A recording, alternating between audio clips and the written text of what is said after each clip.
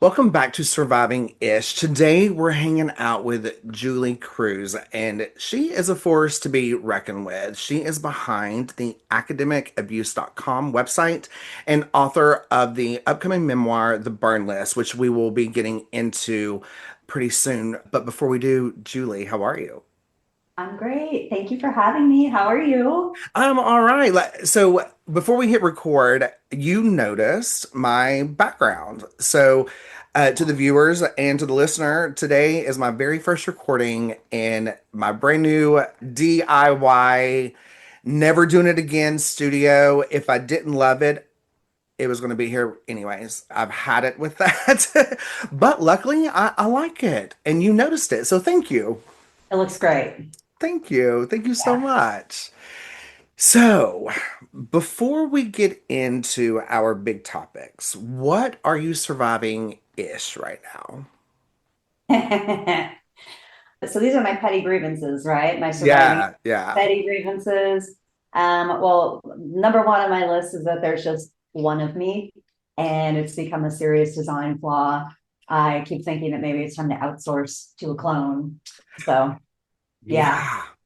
Yeah. I never thought of like a clone of me until you said that, and I was like, I wouldn't be too mad at that. How I do we would do be that? so productive. If I just had like a team of three of me, it would just be on. I mean, You because mean, the work ethic, we follow the yeah, rules, like we get shit done. yeah. Yes, we do. We hustle. Even when hustle culture is long since dead, we still do it. We still do Yeah. it. Yeah. I wonder though, like I've always said that I love how diverse my friends are because I don't want to sit down with 100 Davids and hang out with 100 Davids. But I guess if we cloned ourselves just for work, it would be a desk David, a housekeeping David, and then regular 9 to 5 David, where I'm not really having to hang out with myself, right? I don't really have to communicate and hang, like, do I have to feed them? I don't know, but see, they're you, right? So, like, you know that they'll just do all this stuff, Yeah, like, without you doing it for them. Like, yeah, my clones, if I had clones, the three of us would be doing it all. I wouldn't just be like, your desk, Julie, because I can't, I do not want to sit in front of a desk all day. Hell no. But like, yeah, I'd be like, okay, I'm sick of this desk stuff. Julia number two, why don't you come over and take over and I'm gonna go outside and garden. Can we do yeah. that? Okay, you sold me. You sold me. So, however we make that happen, let's make it happen. Sorry, my camera's shaking. My kitty cat's making a cameo here. Uh, So that's okay. We are pet friendly. And it's so funny too. My first section of my podcasting experience, we were sharing real deep survivor stories, and we still do, but it's like as soon as we would start getting into those conversations, the person that I was speaking with, their animal would come right to them. oh wow, Yeah. they can sense it. They want Yeah. to support. Yeah. Yeah, and it's almost like I don't know if it's some kind of whisper kind of thing, but it's like Yeah. somehow when animals hear my voice, they know we're about to talk about some shit and they come to their owner and they're like, "Hey, I'm here. I love you. Everything's fine." And they just like you, I bet, Yeah, too. They hear your maybe. voice, they're curious, they just want to hang out with you. Yeah. So, Yeah. yeah. And it's funny because I have zero animals. I love them all. I want them all to be in a cool or warm environment, whichever is fitting for them. I want them to be fed. I want them to be happy. I don't want them in my house. I don't want them in my furniture. That's totally fair. I mean, my girl is allowed to go anywhere she so pleases. I We rescued her from the Uh-huh. street about a year ago, and all my cats have been rescued. So I just literally am like, whatever you want, I don't care. You're spoiled. Yeah. Hard Yeah. enough. Yeah. Yeah.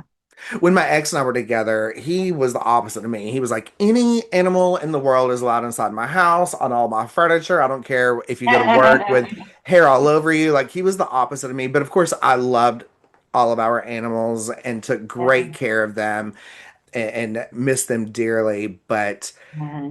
I haven't, and maybe, because I mean, I guess, well, no, I mean, my breakup's going on 2 years, so maybe one day I'll get where I'll want an animal, but Yeah. it's just never been a thing for me.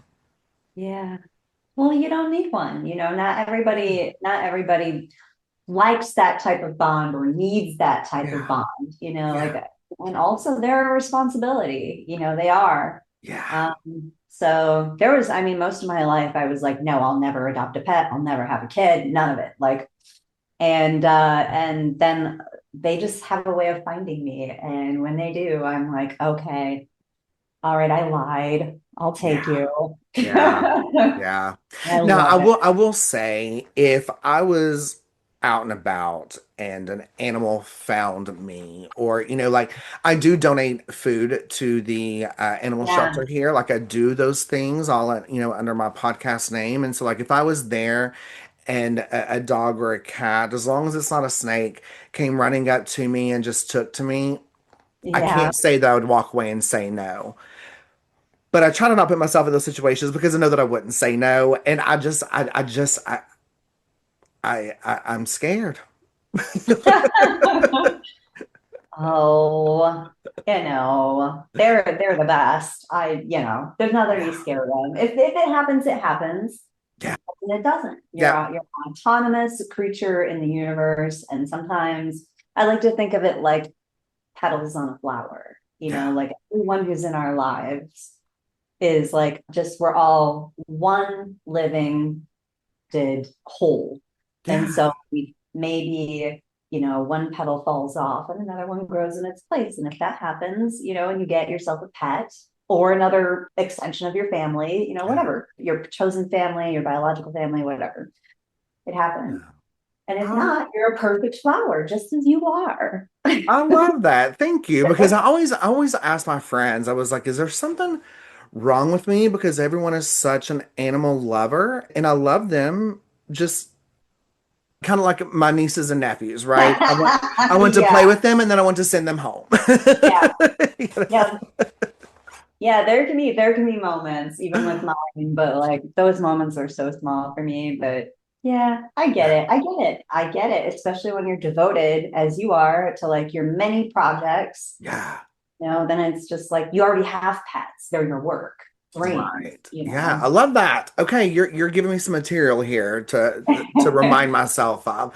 Okay, so here's what I'm surviving ish, and I can't wait to hear if you are have ever been in this situation. So this whole group texting, Oh, or like group DM, or, and people just add you without consent, and oh, then when you choose to leave, and there's 17 people in there, none of us want to be in there, none of us gave permission to be in there. We all want to leave, but it takes that one person because it says David Keck has left the group. Like, why do you have to oh tell them I yeah. left? Like, because then I'm wondering, what are you saying about me? Like, well, why did David leave? Did David not like this? Like, well, I'm not listening to David's episodes anymore. Like, F David. Like, Oh, what are y'all saying about me after? And I end up having to leave the groups, and then all I think about is David Keck has left the chat, and that makes me so. Do you know what I'm talking about? okay. This, David, is the same thing as that spot in the corner of your studio. It only bugs you. I It know only bugs you, and it bugs you. You know what it I mean? I don't does. think it's bugging anybody else. You're right. A group, you have a right to leave a group. Everybody knows that. Everybody's in the same boat. Yeah. You know. I try to say that when I do it, I'm taking one for the team because everyone else is just waiting for it to come up that someone has left the group so that way they can also leave. And so, you know what? I've taken one for the team. But you know what else? What? The same people will a month later start another group chat and add me again. And I'm like, still no consent. And I'm the kind of person I cannot stand for anything to be unread on my phone. I Oh can't stand to yeah. have notifications. It took a lot of therapy for me to be okay with it with my emails because I don't want to forget about it. Yeah, And yeah, with my emails, I've gotten to a place to where that's okay. But if it's a Facebook notification, if it's a private message, if it's a text message, yeah. Oh boy, I cannot stand to have that icon there. I've got to be right on it, which is why a clone would be great. You brought it back. You brought it back. I know. Right. Um, well, So thank you for letting me vent with that. Okay, so where should we start with this conversation? Because you started, okay, maybe just give us a little bit of history on what led you to the academicabuse.com, because that's then what led you to the book, correct? Is that yeah. kind of the chain of, Yeah. okay. Yeah. Thank you for asking. Well, actually, sort of, kinda. So what happened is, and this is a story that is actually in my memoir, The Burn List, is I resigned from a hostile workplace. There was a university environment. And that was in late 2023. And then suddenly I got struck down with COVID, and I was down for like 3 months. And it was the longest I was ever sick in my life. Wow. And it was a long recovery. And during that time of being basically couch ridden, I just didn't have the energy anymore to evade myself, my truth, things that I had, I guess, just stuffed down. Just my energy was so sucked dry that they all just came up. And so I pulled out a Google document one night and just started writing. And I didn't think anything would come of it. I really didn't. I was just like, I just need to do, I remember taking an improv class a long time ago, and they told us, tell the story the way you think you would tell it if you thought that the person you were telling it to wanted to hear every single detail in like Oh, wow. graphic, juicy, vivid portrayal. I don't know if I said vivid already. I think I did. But like just No, but really that's tell the brilliant story. though. Yeah. And I remembered how therapeutic that was to try that. So I was like, that's it. I'm just going to open a Google document and write my entire life story as though whoever is reading it, which is no one, my imaginary reader, is dying to hear every word I say. Mm. And fast forward 6 weeks later, I'd written 180,000 words. I couldn't stop. And that at that point was really like a third of what I had to say. But my partner, who's a retired playwright, writer, he used to do poetry in the French Quarter as a living, like on his typewriter. He was like, Julie, I think you have a book on your hands. And I was like, I wonder what would happen if I like really thought about it that way. And then lo and behold, I found the through line in the story of there being this pipeline of abuse from home to higher ed. That was the through line. And there are other dimensions of my life story that are not highlighted in the chosen condensed version, which went from 180,000 words to 77,000 words. So there's a lot that's taken out.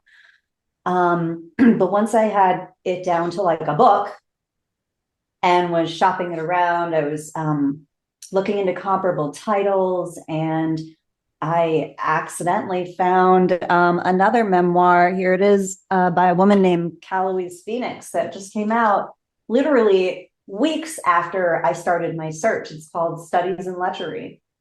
And she describes her experience being sexually abused by a professor and what happened. You can tell I've like tapped the daylights out of it. But I ended up finding out that she was published by the same publisher that was signed up to publish my book. Oh, wow. So, and we're only one of three memoirs in this space. So she was number two. I came along as number three. I got a hold of her. We talked. And here's how academicabuse.com was born. We were like, this, it's so frustrating because we try to find, other stories like ours that are out there, and we know they're out there. And, we can't find any other books like ours. How is that a thing? Like there's no way that's true. And so lo and behold, we both were kind of like, well, what would happen if, we could find a way to pull all the things that are out there somewhere where we could all find them, And she was like, Julie, that is a great idea. And I think you should really do that. And I was like, all right, well, Cal and I, we're like friends now, and that really encouraged me, and so I sat down and figured it out. I literally sat down in about 2 weeks, created the data dashboard that's on academicabuse.com. And for those of you at home who are listening who don't know what that is, basically I aggregate news stories from around the world into one interactive searchable dashboard that allows people to look up by university name, by category of abuse, whether it's discrimination or harassment or Title IX or bullying or anything like that. And you can also see it on a map and see where it's concentrated, again, based on news coverage. So I was shocked because when I sat down and invented that database, it was December 31st, 2024. And so I was like, oh, it's perfect. I finished it right before the new year. January 1st rolls around. I'm thinking, oh, there might be 5 stories every few months, just because that's what I was used to seeing when I would search in Google. There have been like 100 or more stories a day, every day. And in the first year, it was about 6,000 stories that crossed my dashboard. And this was with limited RSS feed searching. Like I pull RSS feeds and that's how I do it. I had limited terms. And now already this year, I've expanded my terms to try to catch more of the stories. And I will see anywhere from 100 to 200 stories a day sometimes that I then have to go through and clean, right? So if I clean 100, 200 stories, I might end up with like 50 or 60 for that day. A lot of them are, and this is a whole story too, a lot of them are not higher ed based. They're just, celebrities or politicians or high schools or community K-12, like anything. And I see them all the time. And so, yeah, it's kind of a heartbreaking side project to be involved in that, but it's providing a service. It's showing Yeah. people like we are not alone. We're not. Abuse in higher ed is real. It is rampant. And I think to date there are, I want to say 727 universities total that were captured. Okay, 727 universities implicated. Why? Okay, so a couple questions. Yeah. When you say doing like the cleanup, is that kind of like where your vetting process, like you're not going to put something up unless you know that this is Yeah. factual information. So that's kind of the vetting process.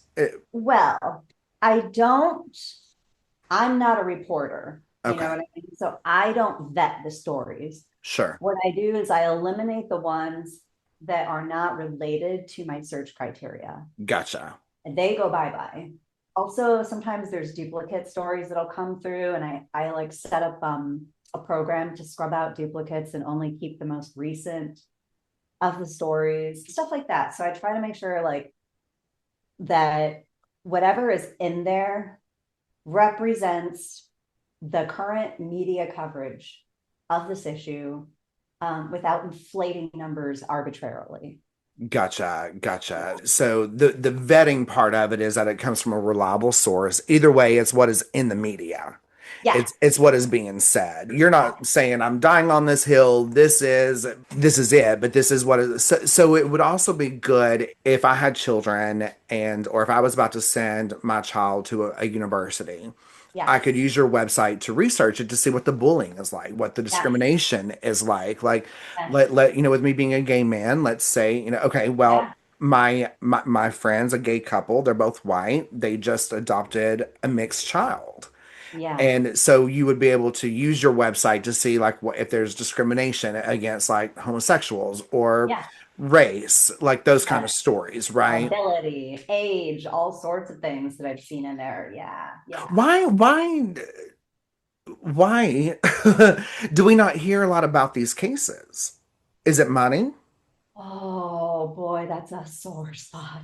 That Yeah, I is a bet. sore spot, that question from experience. And I'm going to show you another book I think I have here, or I guess I'm not going to show it because it's across the room there. But there's this other book, okay, called Complaint, with an exclamation point, by a woman named Sarah Ahmed, who famously resigned from Goldsmiths over the university's failure to address sexual harassment.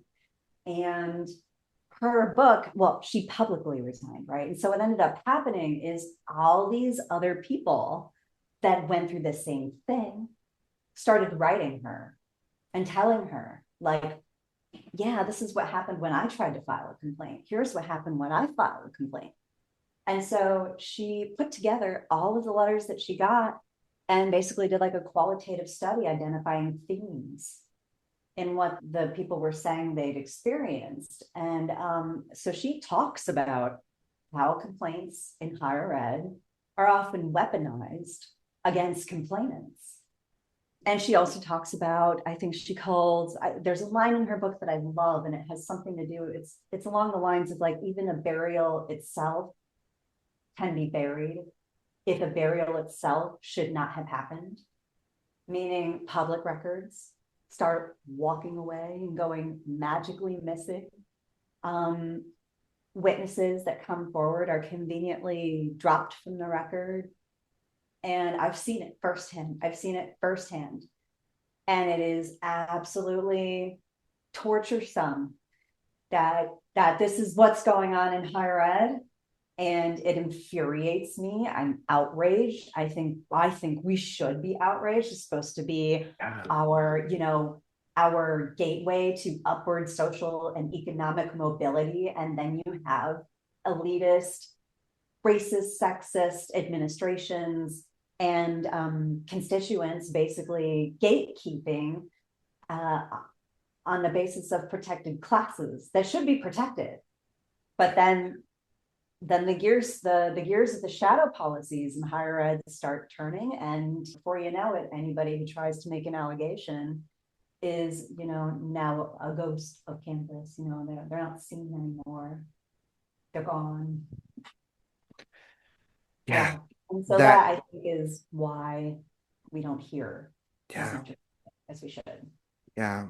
And like I said, isn't money. And I guess that's the short answer. But man, Mhm. so, okay. So Yeah. your abuse that you focus on, Mhm. is that you were a victim of this.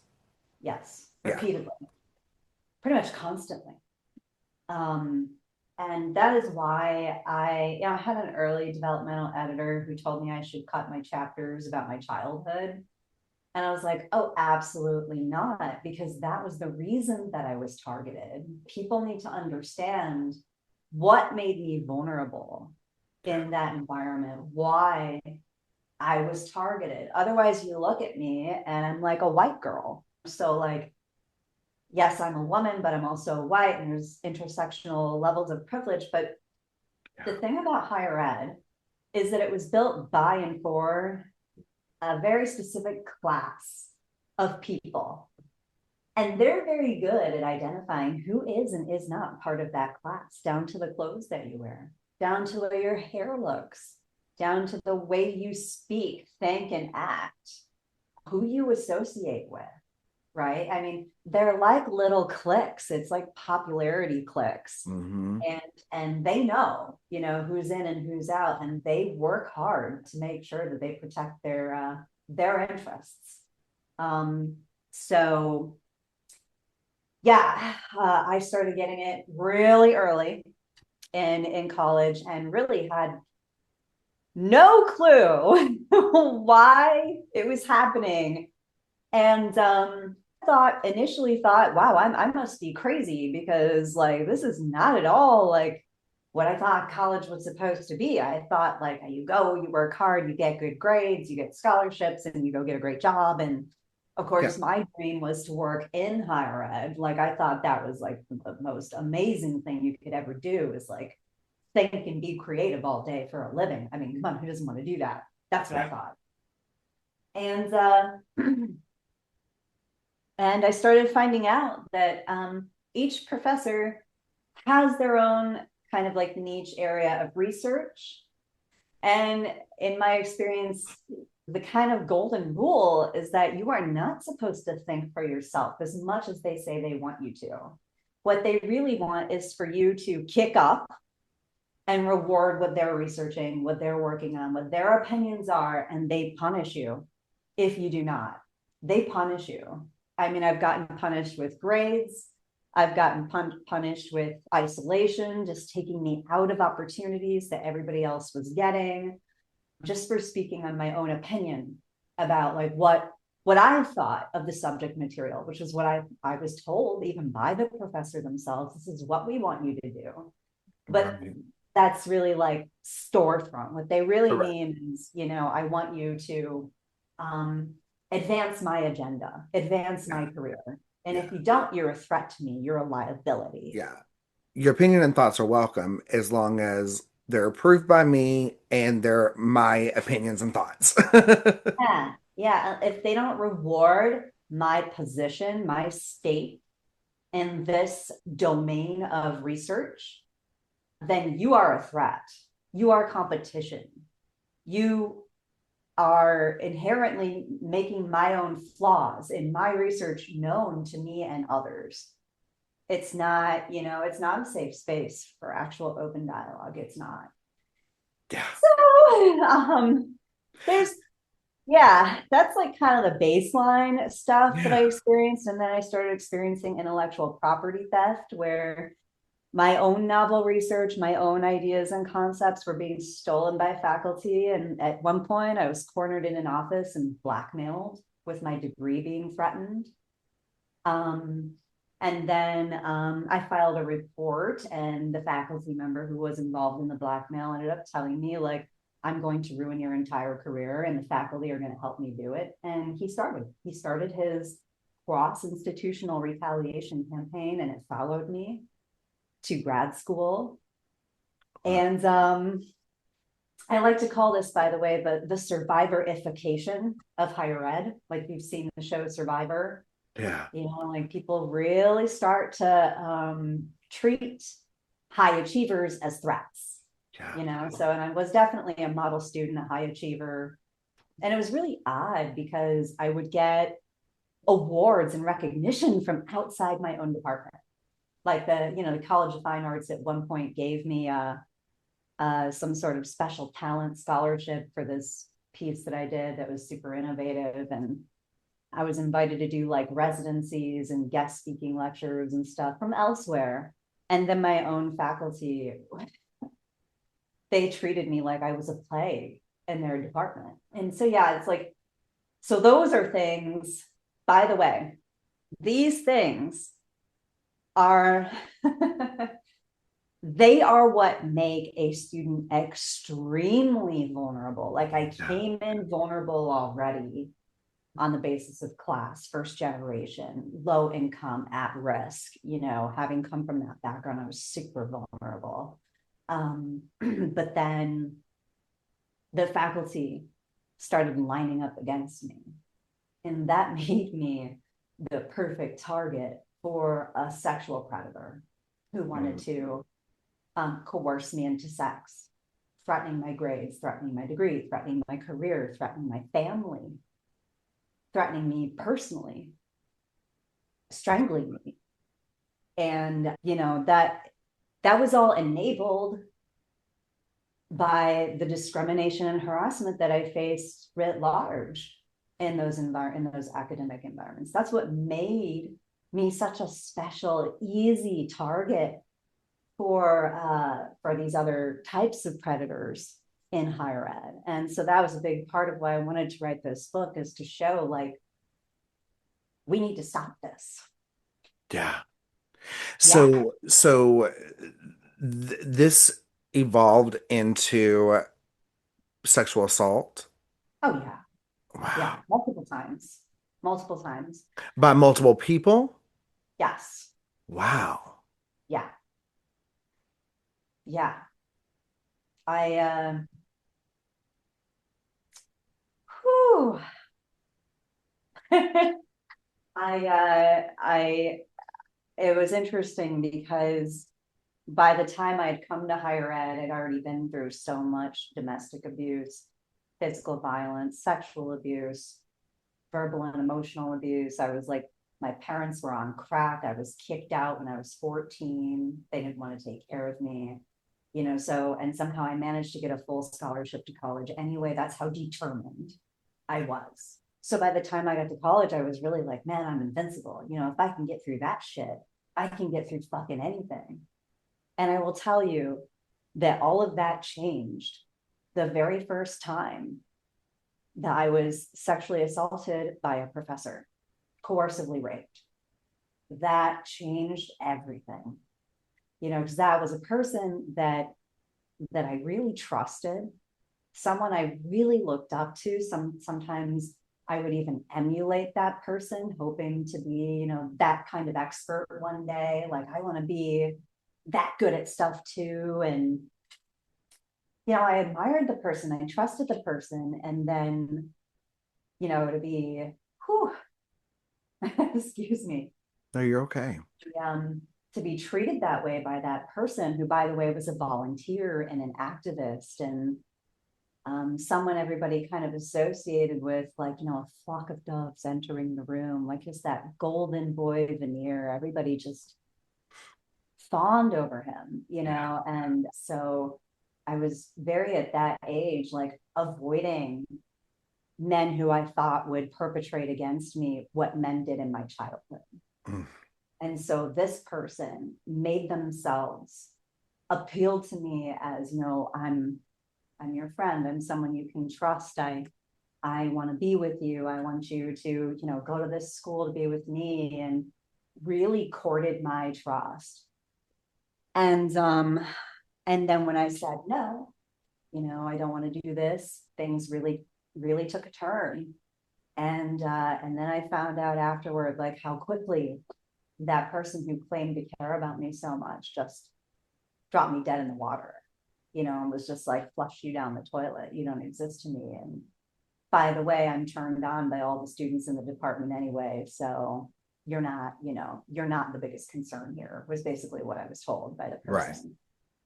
You And hurt I, his ego, so he had to let you know that you were not the only one, that he had other options, and and yeah.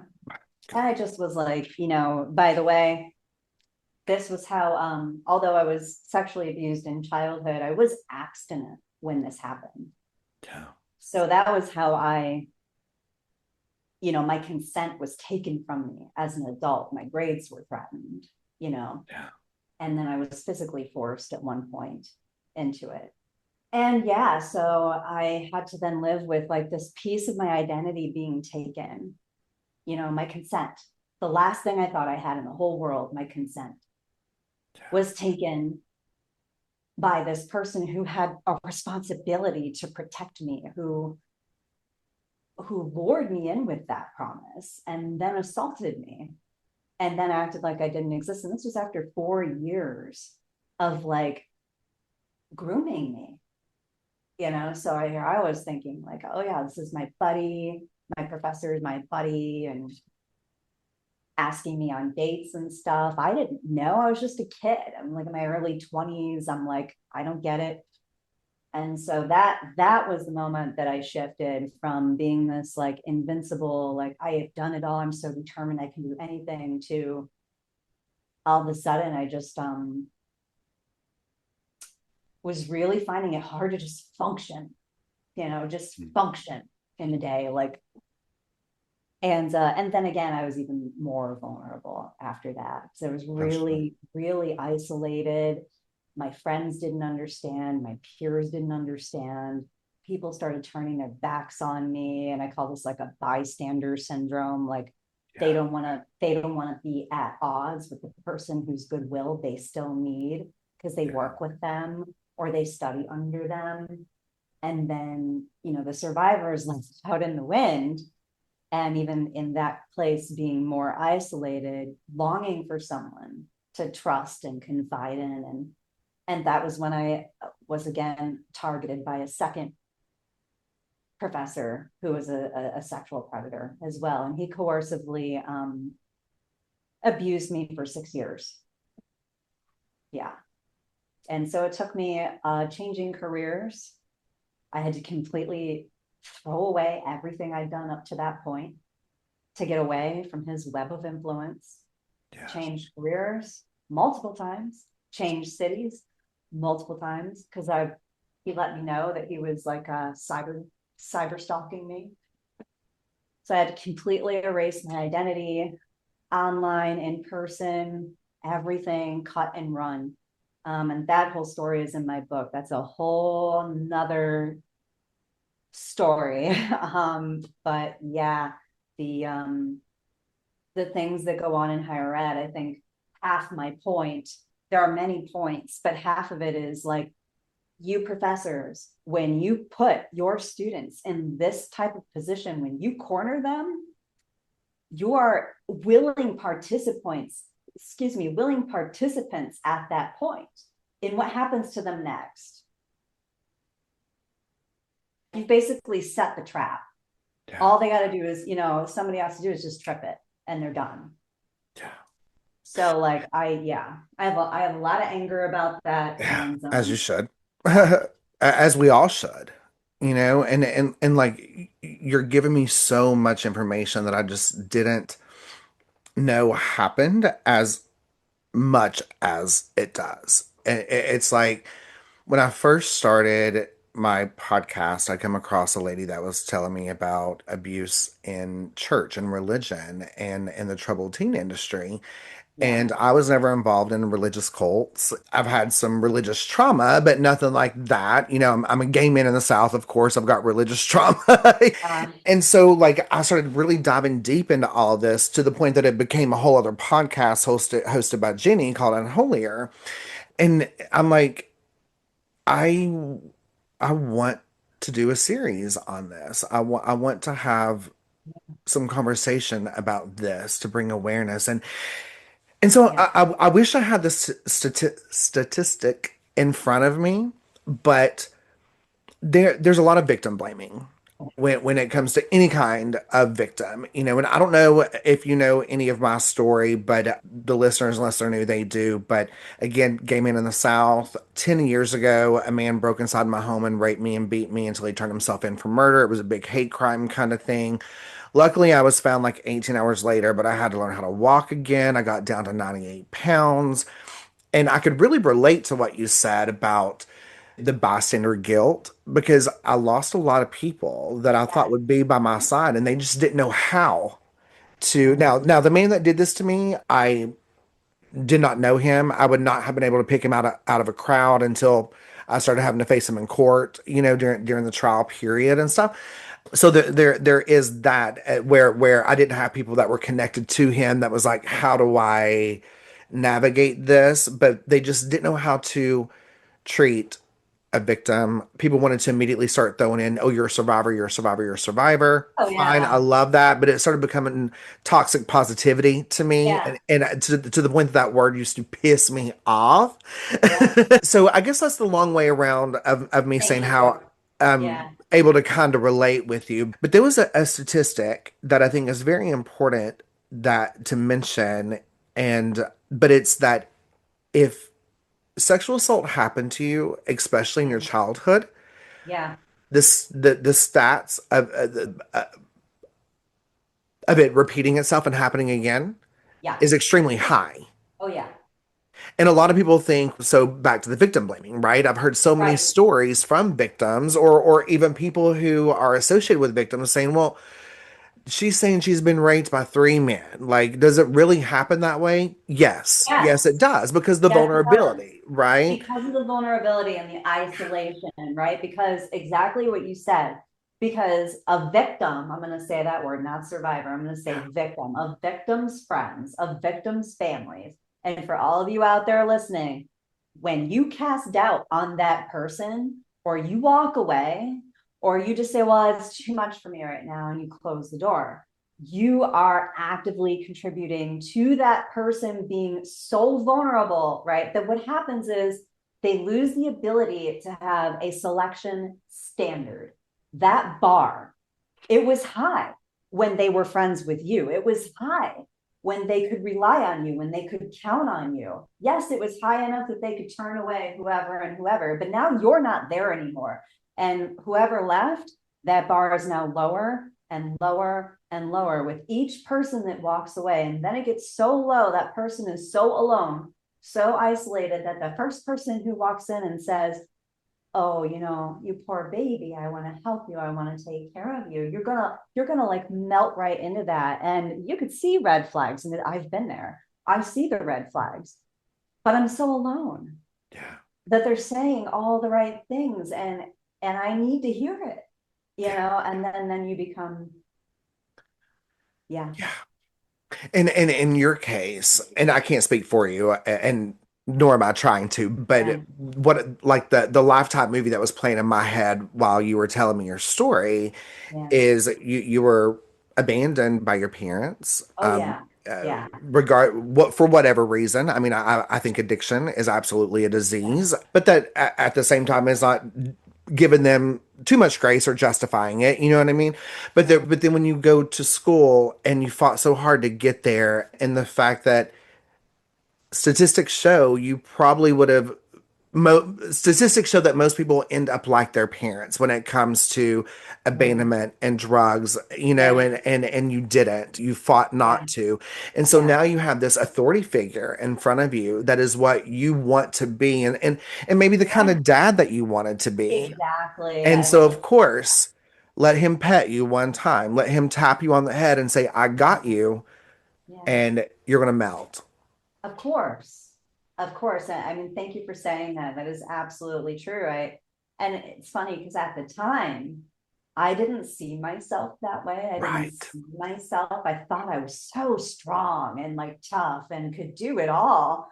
But I think I was also lying to myself, like that deep down, like, yeah, I really needed parental love that I wasn't getting. I needed family love that I wasn't getting. I needed community love that I wasn't getting. About the only thing that I got back then, to be honest, was like, hit on. Yeah. Like, yeah, you want to go wherever and Yeah. whatever. And I'm like, no, I don't, Yeah. And so then as soon as you don't want to, you're disposable to Right. them. And then at the same time, like girls in the community would get so vitriolic toward me because their guys all wanted to, pardon my French, fuck me. You know Yeah. what I mean? And so like, and I'm like, dude, I don't care about any Yeah. of them. I don't want them. All I care about is my college degree. And so I'm isolated everywhere I fucking go. Yeah. And then like, of course, someone throws a lifeline and there's someone respectable in an awe-inspiring position, and oh, maybe they could help me in my career since all the faculty are ganging up on me. Man, they could see they're throwing me a life preserver Yeah. Yeah. at that point. That's what it feels like. They're throwing me a life preserver, Yeah. and then you grab on and find out that you're being lured into the mouth of jaws, Yeah. and you just walk away with limbs missing, or try to swim away, I guess, or just Yeah. start singing for that matter. Yeah. I want to throw this out there and then I have a question. But I have been in the mental state that you've been in of I thought I was strong. I thought I could do Mm, this. And I keep reminding myself that so many things can be true at the same time, right? mhm. Just because this ugly thing happened to me does not erase the fact that I'm strong, does not erase the fact of that I'm determined.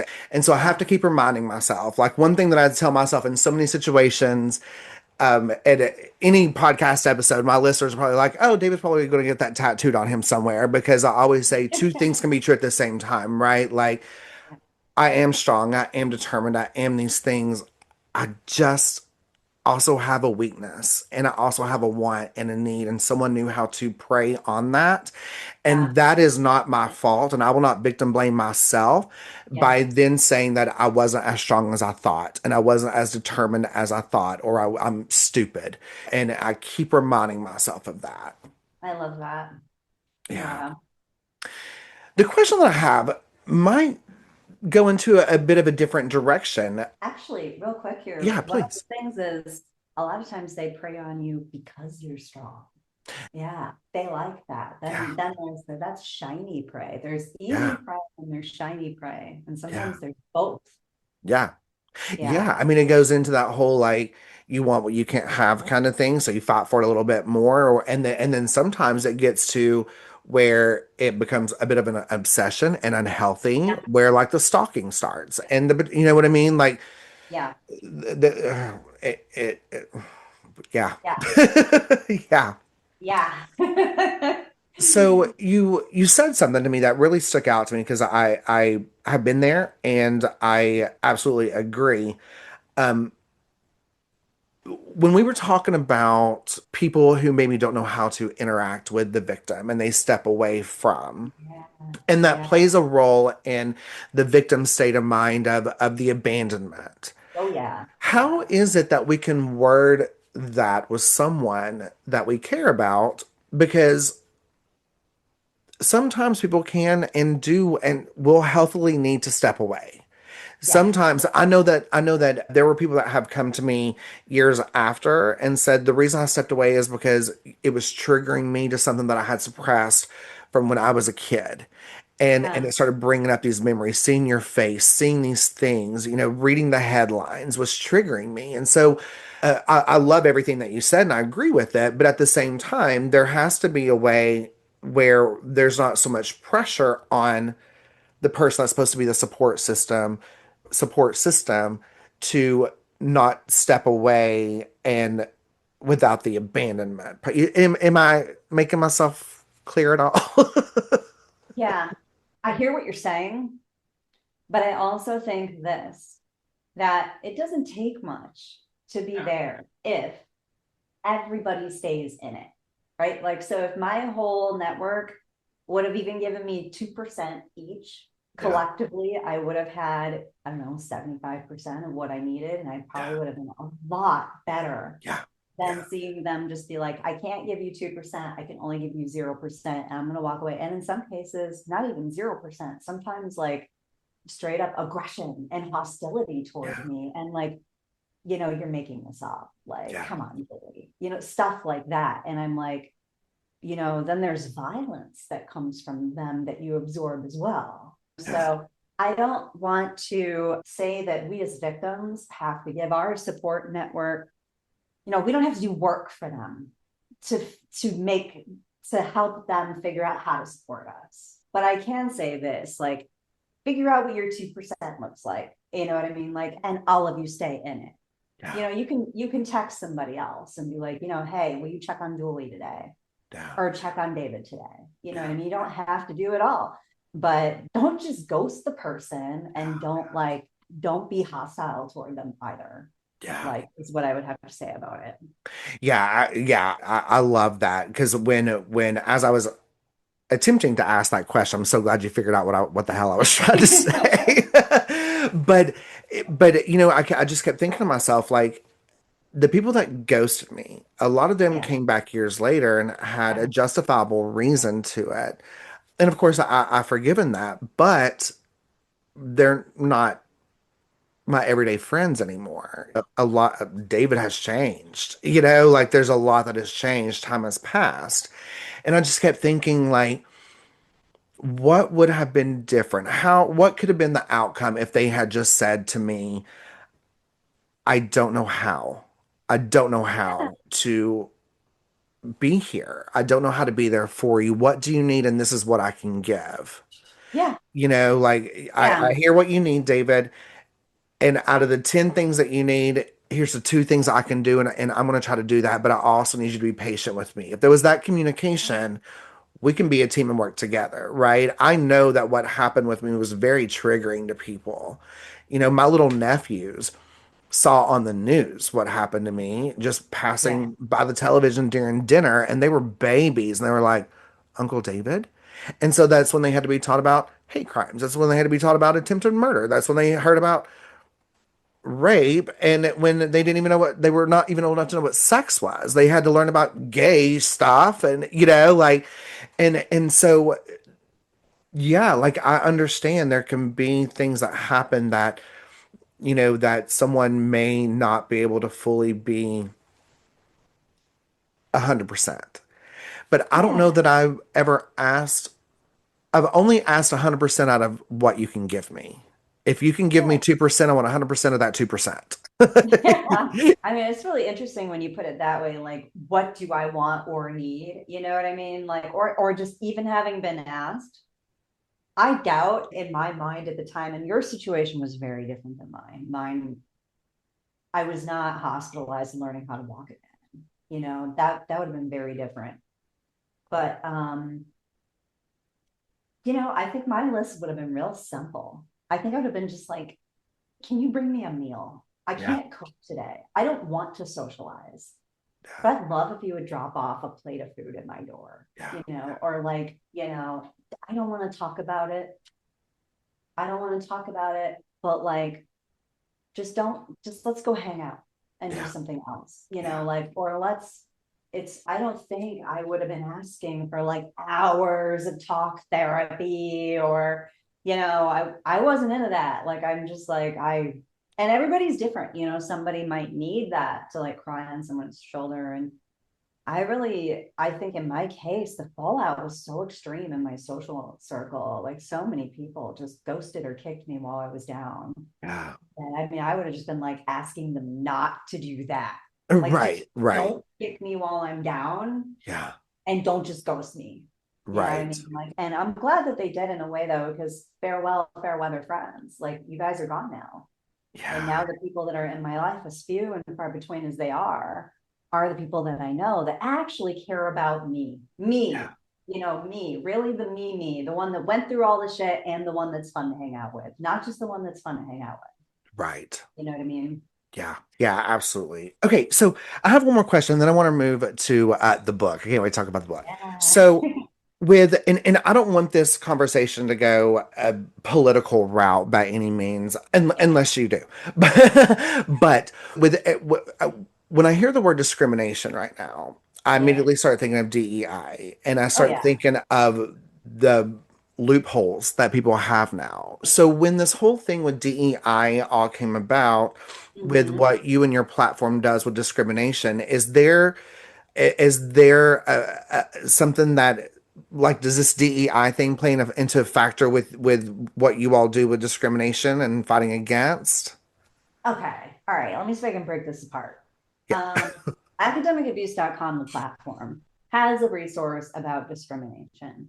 That resource does not describe DEI. It is a description of the federal, like, basically what constitutes discrimination according to federal policy, and also how to survive it, how to deal with it. What do you do if it's happening to you?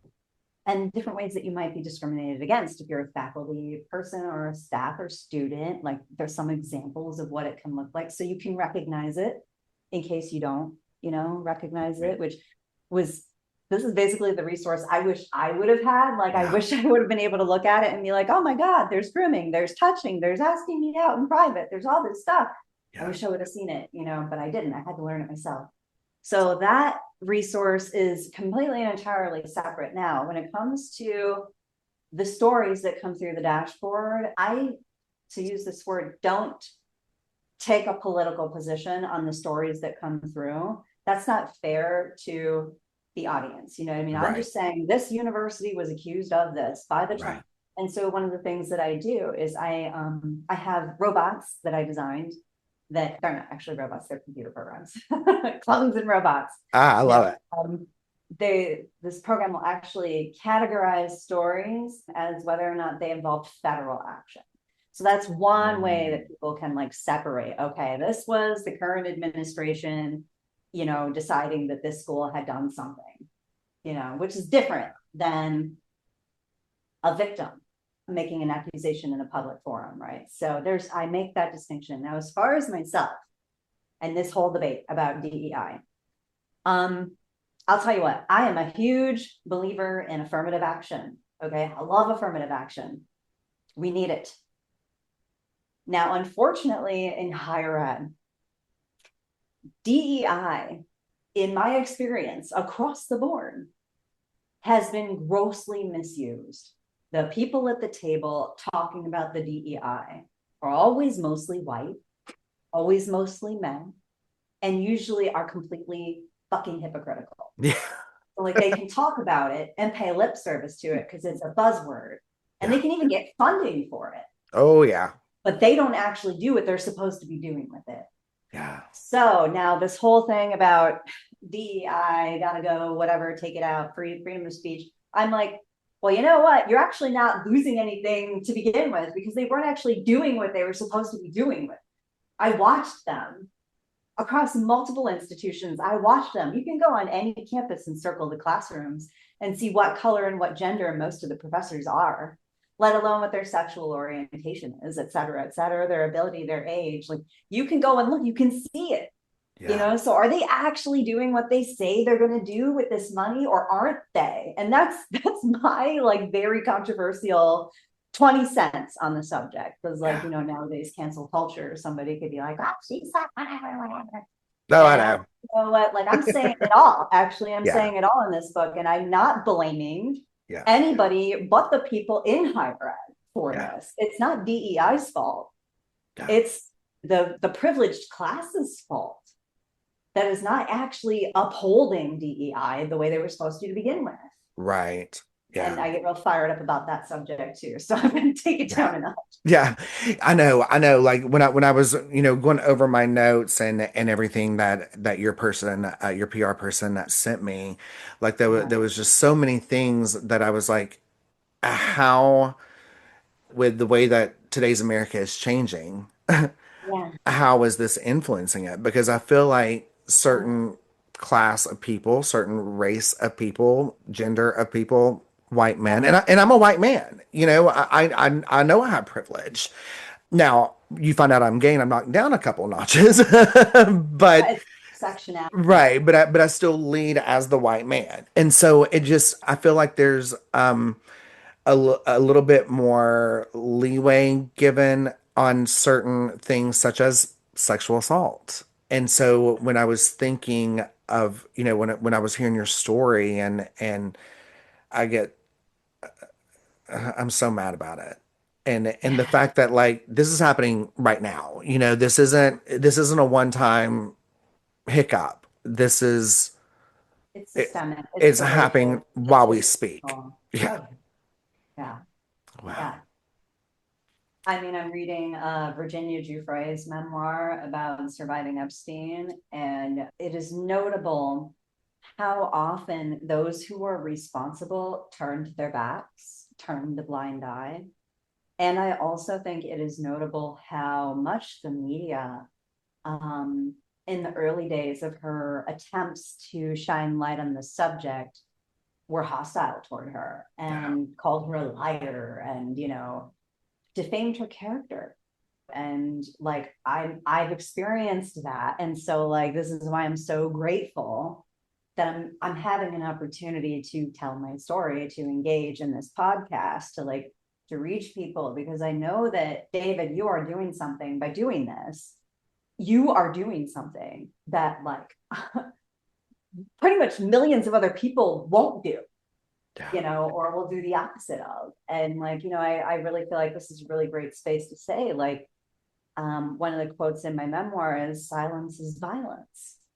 And, I want this to be a rallying cry for everyone out there to, stand up and speak, because if we don't speak, nobody knows. It is silence enables it. So, like, this platform that you're creating, where you're elevating victims and giving us, or survivors, whatever you want to call us. I like to call myself a chief investigative survivor. Like, Yeah. I want to give it a little bit more ring. Like, I'm doing more than surviving. I'm doing a whole rigorous research and kind of Yeah. low-key indie journalism-ish type thing. Yeah. So, like, you call it a little more than that. But I find it interesting, like, David, you and we've gone through this, right? And, like, we're the ones doing it. Yeah. And so it should be other people who want to support us, who lift us up, and who do that work with us, or even lead that work. So Yeah. I digress. I wish more of us were out there. Yeah. Yeah. I do too. And I notice that the more I speak, like one of the things I wear with a badge of honor is I have been so many people's first time sharing their full story on a podcast.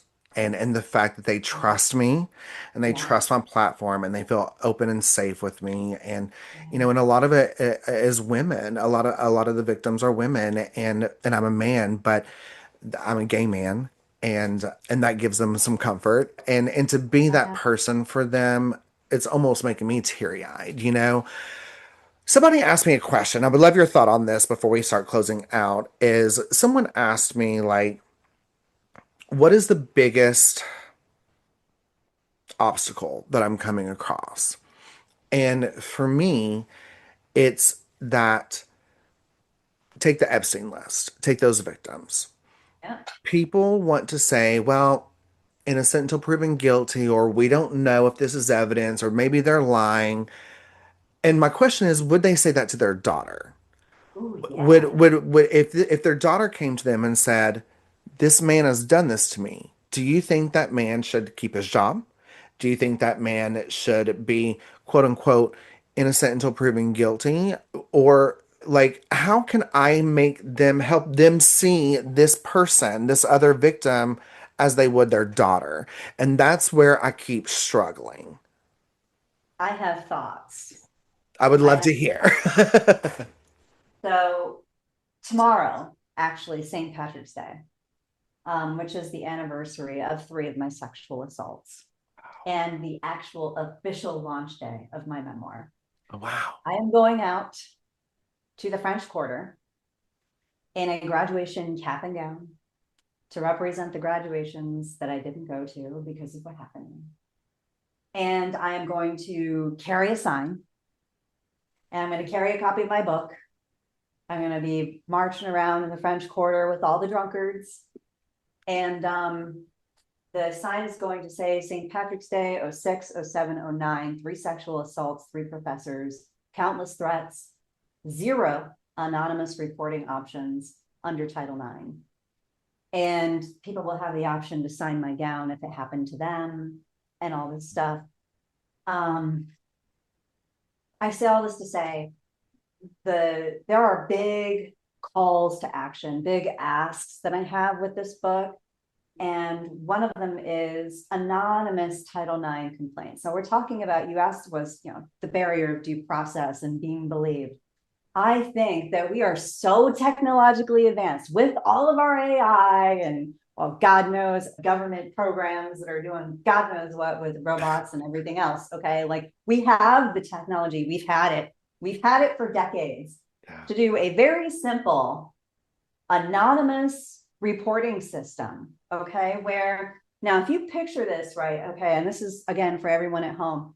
Victims do not like to come forward about their story. Okay. Like, we're not like, hey, everybody, look at me a different way than you've ever seen me. Take pity on me, run away from me. Don't try to work with me anymore because you might get caught up in it. You know what I mean? We're not out there benefiting from doing that. So the first thing is, like, if we come forward, chances are we've already weighed the risk of all of that and decided that, we're hurting enough that we need to brave that risk anyway to tell our story and speak our truth. So please try to believe us. Please try to believe us, just on that note. But then again, like, we have technology. We can, and I've built my own. I built an anonymous database, right, at academicabuse.com. You can go and say what happened to you.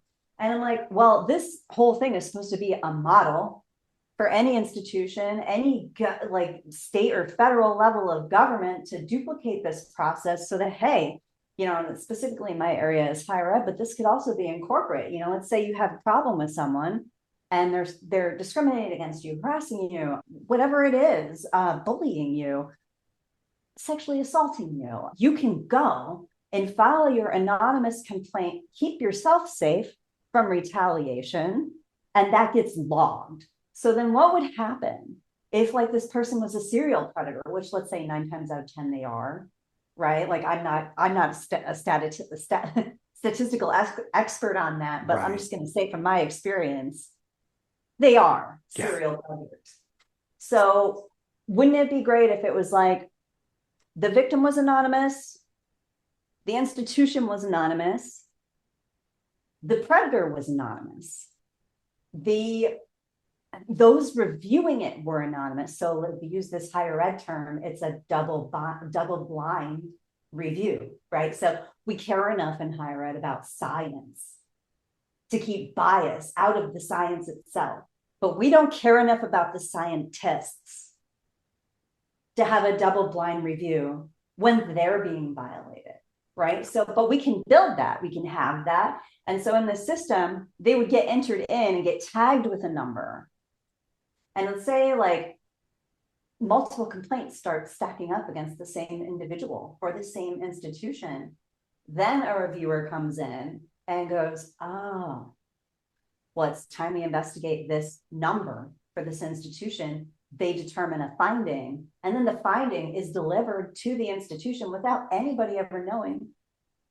And so there's no bias. They can't be like, oh, this is Stanford, I'm not going to mess with Stanford. Right. They can't do that because they don't know. They just see a number on the screen. Yeah. They can't look at it and see, oh, this is Epstein, I better not fuck with Epstein, because it's just a number on the screen. Yeah. If we would have had that decades ago, that guy would have been stopped like thousands of victims earlier, and this is something I really want to say. Like, you asked these barriers due process, and I'm like, well, we have the means to get around it. I've already started building it, conceptualizing it.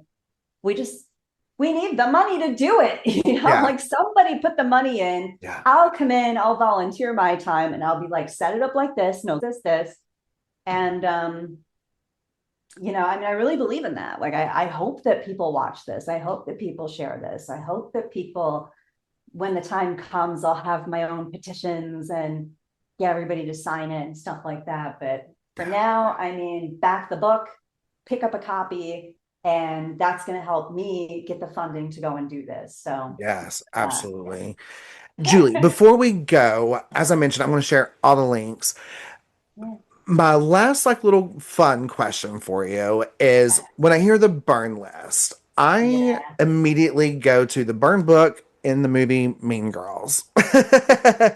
So that's immediately what I think. So what helped you with this title, and what is your reasoning for this title? I love to know, how did you name your baby? Yeah, okay, David, you're going to be special here because other people have asked me this and I've refused to answer. Oh But for wow. you, I'm going to answer. For you, I'm going to answer. I'm not going to get emotional, I promise. So, in the opening scene of the book, it takes place in 1984. And that was the first time a serial predator broke into our house and, brace yourself, brutally beat and raped my mother for like 10 hours straight.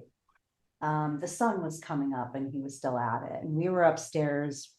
My brother was downstairs, saw the whole thing. And my mom kept screaming, jump off the balcony, pretend it's like a fire, go get help. It's like a fire, it's like a fire. And he kept coming back. And every time he came back, my mom would say, come on, you guys, it's like a fire, we have to go. And we would scramble naked and barefoot to the car in the middle of the night to get away from this guy and just go wherever we could go. So that was my 3 years old. That was me at 3, like, pretend it's a fire, we have to go. And then at some point, my early 20s, needed to start trying to purge these bad memories. And so I had a journal burning party. And I had literally like 20 journals I've been keeping since like 4th grade, documenting every detail of everything. And I've set them all on fire. Okay. So that's another fire metaphor. And then at some point in the book, and in my life, in my story, in my 3rd degree, in my PhD, I start realizing that what happened to me is I was blacklisted, right, by the bad actors, by my hunters. They had blacklisted me, but it felt more like a burn list. Like they wanted to annihilate me. They wanted to annihilate any possible opportunity of future success. They would torch opportunities and reputations alike. And it wasn't just me, it was anyone that they victimized. And I watched it. And so I realized that I had been put on a burn list. And I wanted to be off of it. I Yeah. wanted to be off of it. So at the end of the book, I say, I tried purging the past in a journal burning party 20 years ago. It didn't work. Now I'm blazing the silence. I strike the match and hand it to you. Wow. Yeah. Wow. Thank you so much for sharing all of this with me and my listeners. And I've got to have you back. I've got to know how tomorrow goes. Just know that I'm sending you all the love and thoughts. I know it's going to Thank be you. all kinds of an emotional roller coaster tomorrow. Yes, I know. I was like, I'm more scared of the drunkards than I am of like my own traumatic past, but I'm Yeah. just like, I'm just gonna go. Yeah. You want to see something? You want to see something ahead of time? Hold on, I'll be Yeah. right. Stay right there. Okay.